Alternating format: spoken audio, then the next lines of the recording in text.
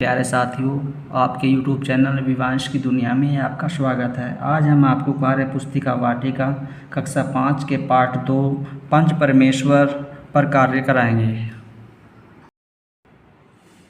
प्रश्न नंबर 1, रिक्त स्थान की पूर्ति कीजिए।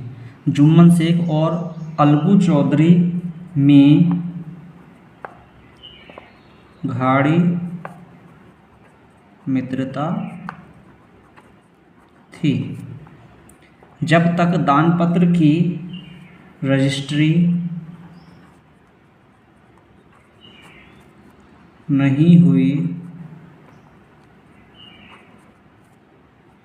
तब तक खाला की खूब खातिरदारी हुई। सरपंच किसे बनाया जाए? इस बात पर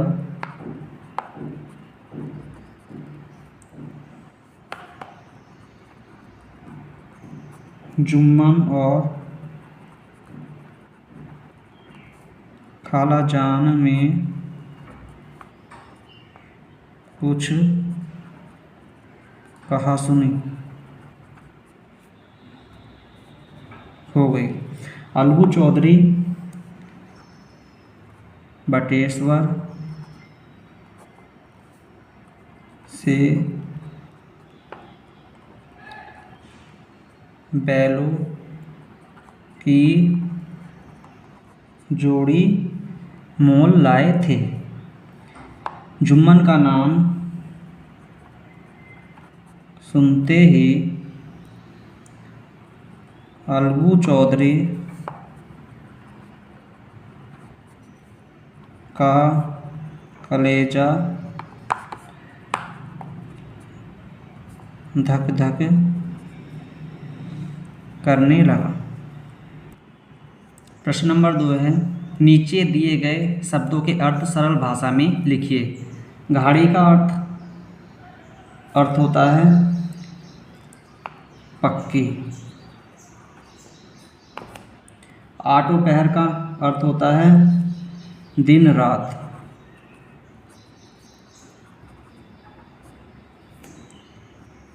देवयोग का अर्थ होता है भगवान की इच्छा। विनती का अर्थ होता है प्रार्थना। जायदाद का अर्थ होता है संपत्ति। बेसहारा का अर्थ होता है जिसका कोई न हो। प्रश्न नंबर 3 है, अनुच्छेद पढ़कर प्रश्नों के उत्तर लिखिए। अलगू चौधरी ने जुम्मन से जिरह शुरू की। जुम्मन चकित थे कि अलगू को हो क्या गया है। अभी तो यह मेरे साथ बैठे थे, अब इतने प्रश्न मुझसे क्यों पूछते हो? जुम्मन यह सब सोच ही रहे थे कि अलगू ने फैसला सुनाया। जुम्मन शेख पंचों ने इस मामले पर विचार किया। उन्हें यह उचित मालूम होता है कि खालाजान को माहवार खर्च दिया जाए।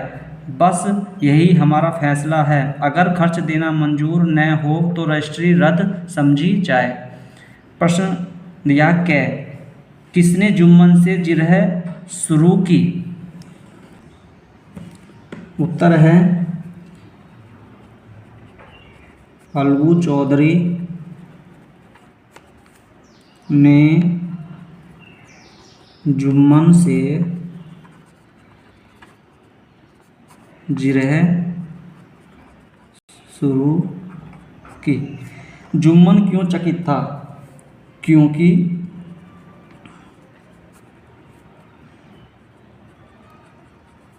अलगू चौधरी से सवाल पूछने लगा। अलगू ने क्या फैसला सुनाया? खालाजान को माहवार खर्च दिया जाए। प्रश्न नंबर 4 है, मुहावरे का अर्थ लिखते हुए अपने वाक्य में प्रयोग कीजिए। जैसे गाढ़ी मित्रता का अर्थ है गहरी दोस्ती। जुम्मन शेख और अलगू चौधरी में गाढ़ी मित्रता थी। इसी प्रकार अगला मुहावरा है मुहर लग जाना। मुहर लग जाने का अर्थ है पक्का हो जाना। वाक्य प्रयोग करेंगे कि जुम्मन शेख की रजिस्ट्री पर मुहर लग गई। सिर माथे चढ़ाने का अर्थ है खुशी से स्वीकार करना। खुशी से स्वीकार करना। वाक्य प्रयोग होगा खालाजान ने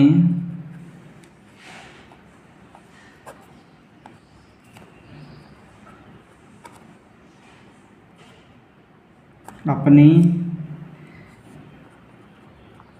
सिर माथे चढ़ाया।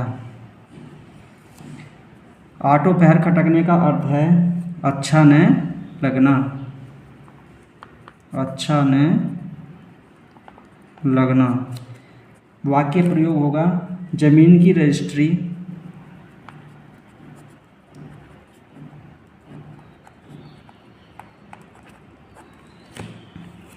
होते ही खालाजान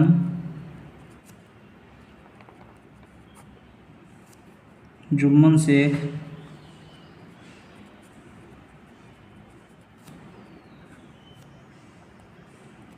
की आंखों में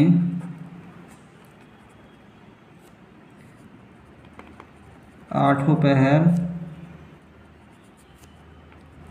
खटकने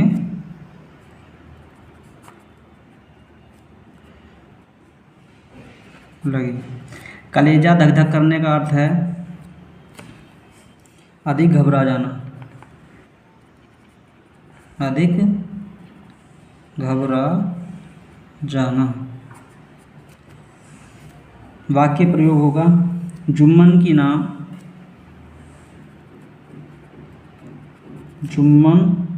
का नाम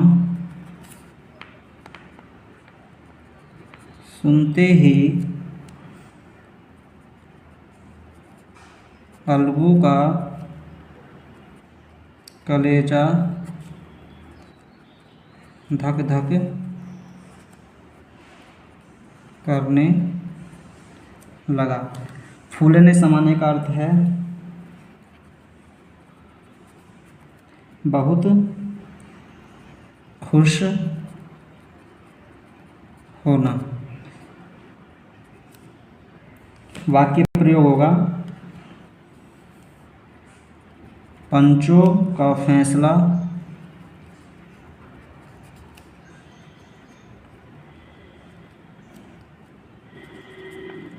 अपने पक्ष में सुनते ही अलगू चौधरी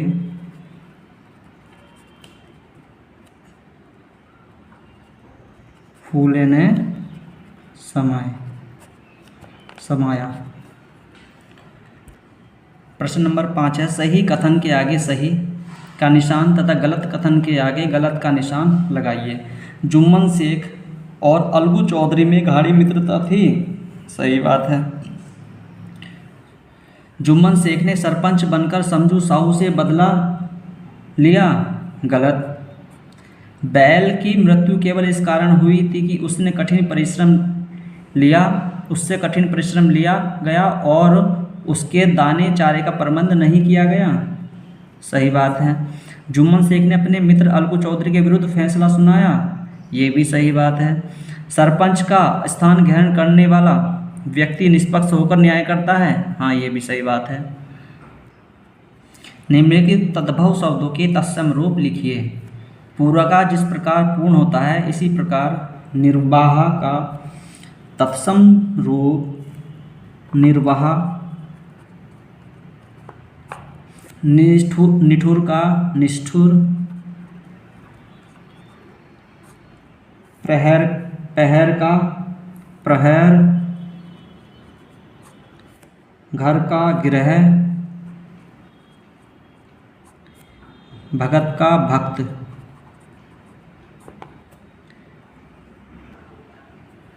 प्रश्न नंबर 7, नीचे दिए गए अनुस्वार और अनुनासिक शब्दों की पहचान करके उनके आगे लिखिए। परंतु अनुस्वार,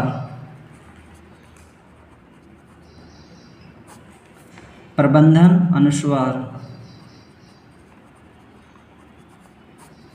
पंचायत में भी अनुस्वार, लुंगी शब्द में अनुनासिक,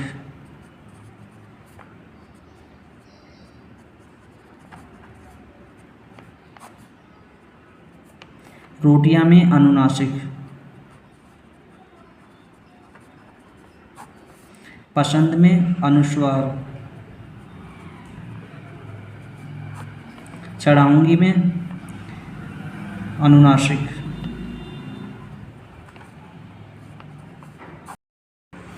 प्रश्न नंबर 8, विलोम शब्दों का मिलान कीजिए। सत्य का हो जाएगा असत्य, अंत का हो जाता है प्रारंभ, संध्या का हो जाएगा उषा, व्रत का हो जाएगा तरुण, उचित का हो जाएगा अनुचित, परिश्रम का हो जाएगा आलस्य। प्रश्न नंबर 9, नीचे दिए गए वाक्यों को शुद्ध कीजिए।